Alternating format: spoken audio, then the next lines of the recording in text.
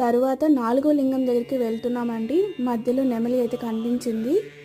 So 4వ లింగం వచ్చేపాటికి నైరుతి లింగం అండి. ఈ లింగం వచ్చేపాటికి ఆలయానికి నైరుతి దిక్కున ఉంటుందండి.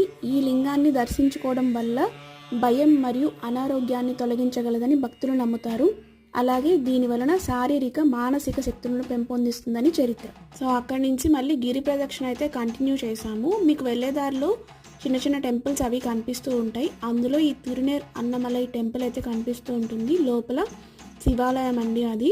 అక్కడ దర్శించుకొని మేము ముందుకు వెళ్తున్నప్పుడు ఈ బోర్డ్స్ కనిపిస్తున్నాయి చూడండి. మీరు ఇంకా ఎన్ని లింగాలు ఉన్నాయి, ఎక్కడున్నారని కనిపిస్తూ ఉంటుంది. అలాగే శ్రీ రాజరాజేశ్వరి అమ్మవారి టెంపుల్ కూడా కనిపించింది. ఈ అష్టలింగాలు కాకుండా ఇంకో 2 లింగాలు కూడా మనం మధ్యలో దర్శించుకుంటామండి.